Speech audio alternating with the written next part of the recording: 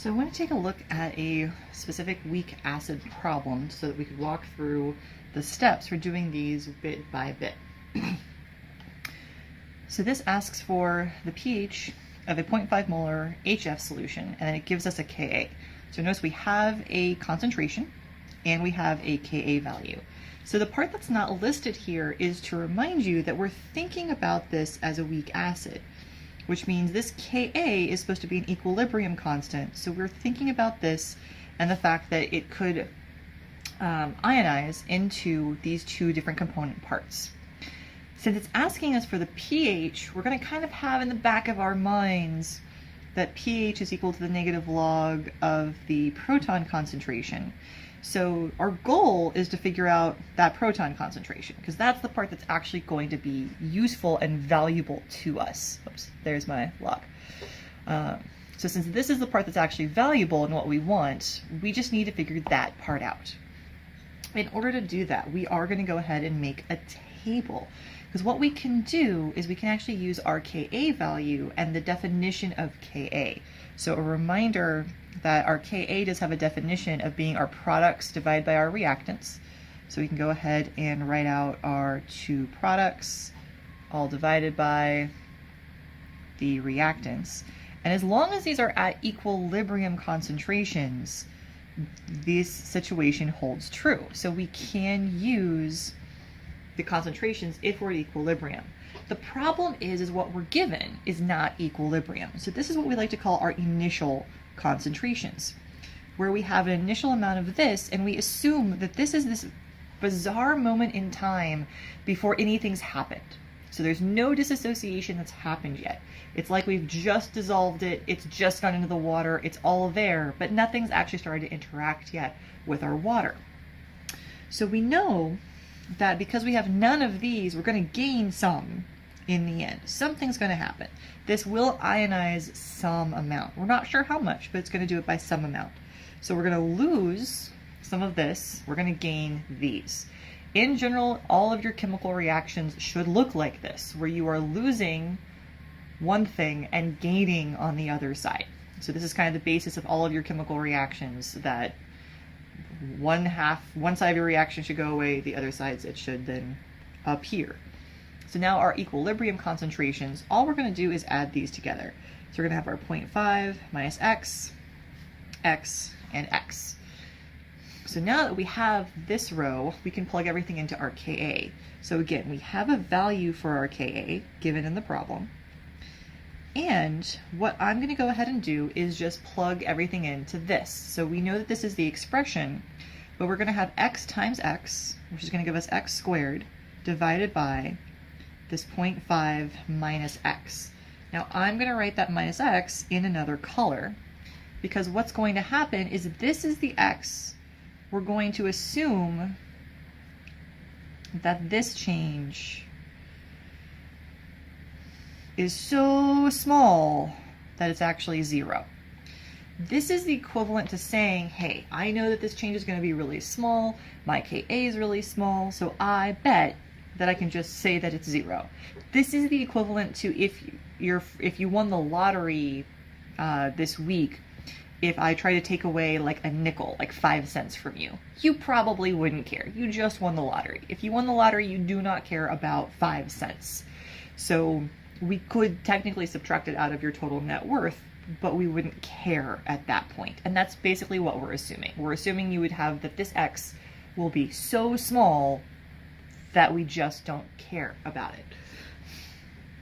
But we're going to have to check and see if that's actually accurate. But first things first, we're going to go ahead and do that little bit of math. So we're going to take our Ka value, and now this is equal to x squared divided by 0.5, technically now minus 0. And so we can go ahead and multiply 7.5 times 10 to the negative 4th times 0.5, doing some lovely algebra, grabbing my calculator.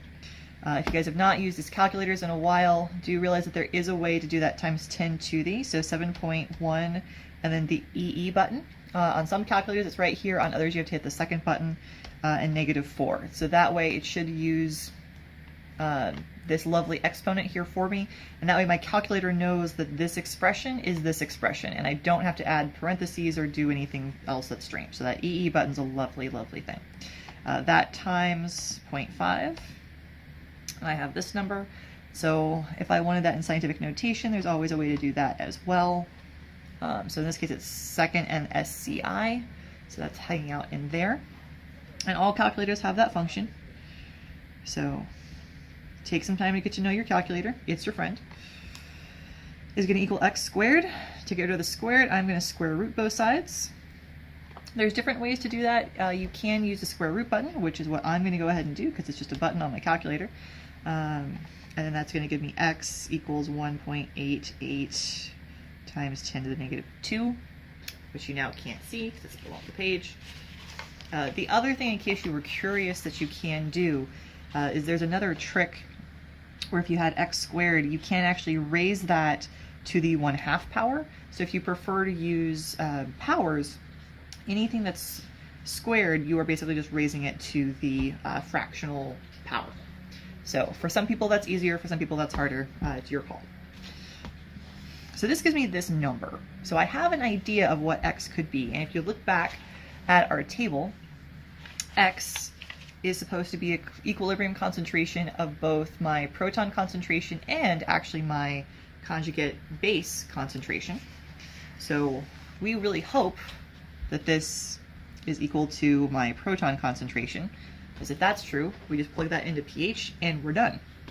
But what I need to do first is I need to check the assumption.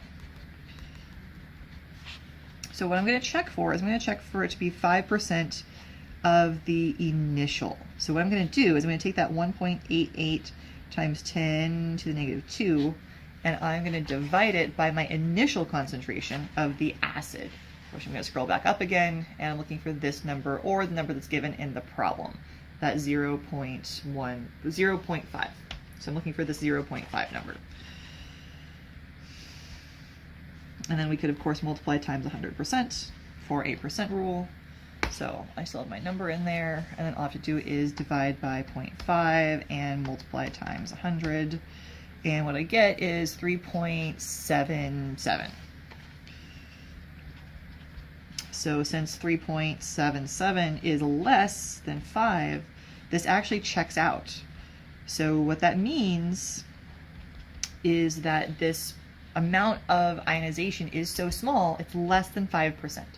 So when we're looking at this acid, realize that less than 5% of our total acid actually did anything. So more than 95% of it is hanging out as this neutral form. So less than 5% actually became ions of any sort at all. So since we did our check, now we can go ahead and take our x value. Where did that go? Over here. And we can go ahead and plug that into our pH equation. So that way we are going to have our pH equals the negative log of 1.88 times 10 to the negative 2. And yes, you are welcome to go back to out of scientific notation if you'd like that better.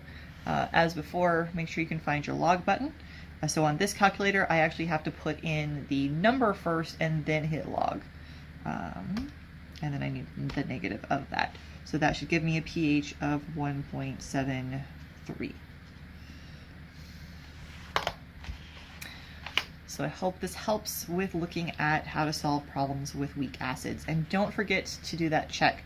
Remember that if this does not check out, if it is greater than 5%, then what you're going to have to do is you have to use the quadratic.